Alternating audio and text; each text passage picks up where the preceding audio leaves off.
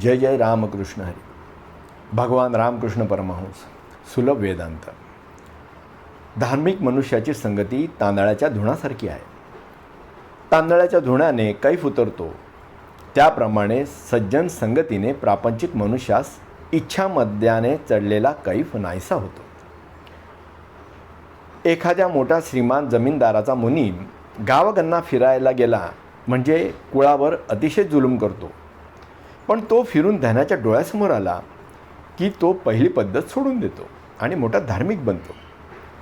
कुळास ममतेने वागवतो, त्याच्या सर्व संकटांचा तपास करतो आणि सर्वांसारखा अगदी निपक्षपाती न्याय मिळवण्याची तजवीज करतो. इनामदाराच्या भयाने जुलमी कारभारीसुद्धा चांगला होतो. तद्वत धार्मिक मनुष्याच्या संगतीने दुष्ट असतो तो सुद्धा त्याच्यातील धाक व पूज्य बुद्धी जागृत होऊन नीतिमान होतो. ओले लाकूड विस्तवावर टाकले म्हणजे ते लवकर सुकते आणि जळू लागते. तद्वत धार्मिक मनुष्याच्या सहवासाने प्रापंचिक स्त्री पुरुषांच्या अंतःकरणात असलेल्या लोभाचा आणि कामाचा ओलावा सुकून जाऊन त्यांच्यामध्ये विवेकाग्नीची ज्वाला प्रज्वलित होते. कोणत्याही एका पुरुषाने आपले आयुष्य कसे घालवावे, पाणी तापवण्याच्या नळातील विस्तव बाहेर जाऊ नये व रसरशीत राहावा म्हणून त्याला कालथ्याने हलवावे लागते, त्याप्रमाणे मनाला धार्मिक मनुष्याच्या सहवासाने वारंवार बळकटी आणावी लागते. लोहार वारंवार भाता फुंकून ज्याप्रमाणे विस्तव सारखा फुललेला ठेवतो, त्याप्रमाणे सत्संगतीने मनही नेहमी चकचकीत ठेवले पाहिजे.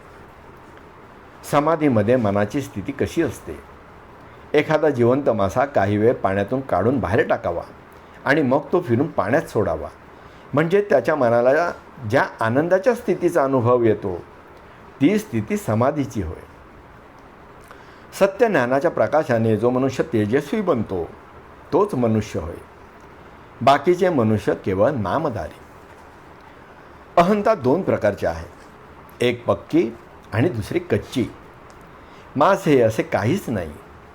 जे जे काय मी पाहतो, जे जे काय मला वाटते, जे जे काय मजवर येऊन पडते, इतकेच नव्हे तर हा देहसुद्धा माझा नव्हे.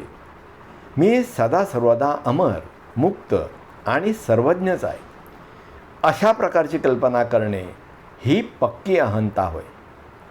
हे घर माझे, हे मूल माझे, ही बायको माझी इत्यादी अशा प्रकारची अहंता मनात येणे ही कधी अहंता होय. ही कच्ची अहंता होय. माफ करा. ज्ञानी आणि प्रेमी एकदा अरण्यातून जाऊ लागले तेव्हा रस्त्यावर त्यांना एक वाघ दृष्टीस पडला. ज्ञानी म्हणाला, आपणास पळून जाण्याचे काही कारण नाही. परमेश्वर सर्वसमर्थ आहे, तो आपले संरक्षण करील. प्रेमिक म्हणाला, छे बाबा, आपण पळून जावे. आपल्या मेहनतीने जी गोष्ट होण्यासारखी आहे तिच्याबद्दल परमात्म्याला काय म्हणून आपण कष्ट द्यावेत? ज्ञान, ईश्वराविषयक ज्ञान हे पुरुषासारखे आहे आणि भक्ती ही स्त्रीसारखी आहे. ज्ञानाचा प्रवेश ईश्वराच्या ओसरीपर्यंतच आहे, पण त्याच्या जनानखान्यात मात्र भक्तीशिवाय इतर कोणाचाच प्रवेश नाही. केवळ शास्त्रपुराणे वाचूनच परमेश्वराचे स्वरूप कथन करणे म्हणजे चित्रामध्ये काशी क्षेत्र पाहून त्याचे वर्णन दुसऱ्याच सांगत बसण्यासारखे आहे, नव्हे का? भैरवी राग हा तोंडातून काढाव्याला फार सोपा आहे, पण तो वाद्यातून काढण्याचे काम फार कठीण आहे. त्याप्रमाणे धर्माविषयी बोलणे सोपे आहे, परंतु तो आचरणात आणण्याचे काम फार कठीण आहे. ज्याप्रमाणे हत्तीला दोन तऱ्हेचे दात असतात, एक बाहेरचे सुळे आणि दुसऱ्या आतील दाढा, त्याप्रमाणे श्रीकृष्णासारखे अवतारी पुरुष आणि इतर महात्मे दुसऱ्या साऱ्या लोकांप्रमाणेच कृत्य करतात व जगतात असे दिसते, पण त्यांचे आत्मे कर्म मर्यादेच्या फार पलीकडे विश्रांती घेत असतात. एखादा मनुष्य उत्तम वक्ता आहे, उत्तम उपदेशक आहे, पण अध्यात्मविद्येतील अनुभविक नाही. अशा मनुष्याविषयी आपणास काय वाटेल? तो दुसऱ्याची मालमत्ता विश्वासाने ताब्यात ठेवलेल्या मनुष्याने उधळपट्टी करणाऱ्या मनुष्याप्रमाणे आहे. तो दुसऱ्याला सहज उपदेश करीत असतो की ह्याची किंमत काहीच नाही, कारण त्याला पक्के माहिती असते की हे द्रव्य काही माझे नाही, दुसऱ्याची उसणवट आहे.